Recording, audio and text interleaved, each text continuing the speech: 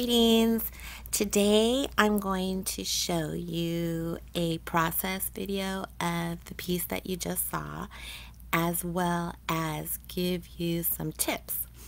I used a sketchbook that you just saw and a ballpoint pen, and this is my first layout, very basic shapes and lines to get a feel for the figure and the motion.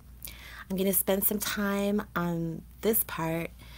What you'll see is I took notes, and I just wanted to go over the head shape. There are different ways, keep that in mind, to approach drawing in general and head shapes, etc. Anyway, the basic is that you just draw an oval and then you divide parts in halves. So the first half would be where the eyebrow, I'm sorry, not the eyebrow, but the eyes are. That's like the first half. Okay, and then if you divide that up, then it'll give you the nose. And then you divide that up, it'll give you the mid-mouth.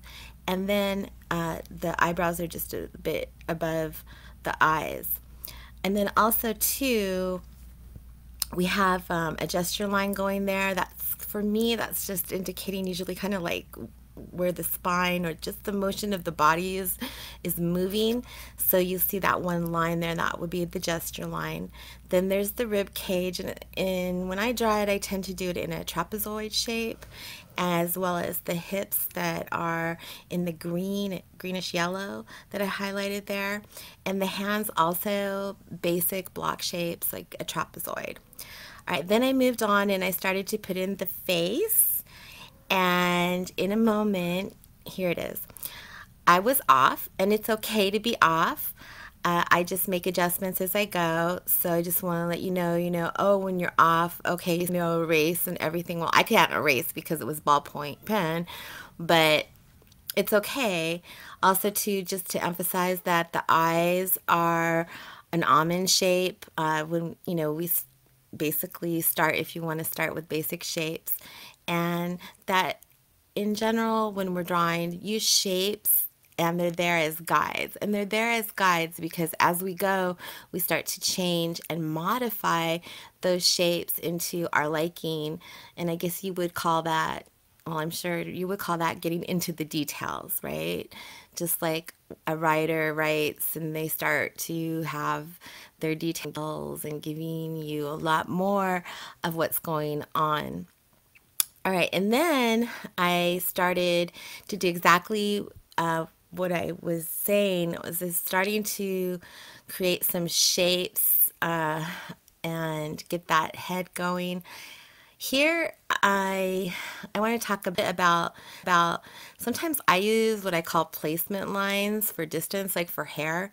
I kind of might eyeball like how far is that hair going out, or how far do I want to make it go out, because even artists too can exaggerate too. It doesn't always have to be exact, and usually things aren't really exact. Michelangelo is amazing, but he exaggerated a lot of the form. It's quite interesting if you ever go and learn about him. Anyway, I make these placement lines. Try to get back on topic. I make these placement lines to give myself some idea of distance. It's so funny. I get these pop-ups up there. Okay, I'm back. Anyway, that's just a whole nother story. So anyway, here we go. I'm starting to get the hand in there. If you saw before, I had the basic shape, like that trapezoid shape, and then the fingers are kind of like, I think of more like rectangles, and then I start to change and look for the forms, the curves, and the angles that I want to use and that I see when I'm observing.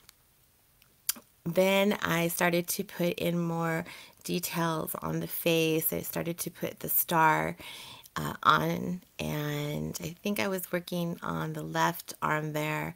And here I was really working on the hair, and it's really curly hair, so I'm making these wavy lines, and I started to put a little shading in there.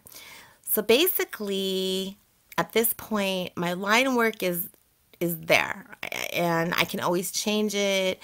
I can always come back in.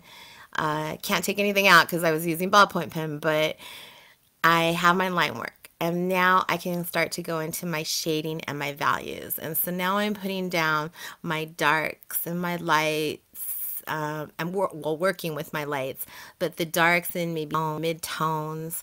I think I have more mid-tones going on in the hands here. I have the darker shapes going in the hair. I'm trying to leave some of the white to show the highlights on some of the curvy areas. So I really was spending time on the hair. I think most of the piece really took a lot of time on the hair, which was really a lot of fun. I was completely in the zone. It was a complete meditation moment. It was very nice and super relaxing. And then I'm bringing the hair down, making it longer, and I started to put in the final shading and curvatures, re-emphasizing, and that's the final piece. The final piece is there, and this is just a better photo, if you will, and I put a little frame on there. So the piece in general, it's in my sketchbook. So, and the materials, by the way, are in the description, or yeah, description area. I almost said comment. Anyway, if you like this video, a like would be great, and even better if you'd like to subscribe. I try to get videos up at least once a week, and this week I got two drawing ones in. So it's great that you stopped by, and I hope that you art on and art onward. Take care. Bye.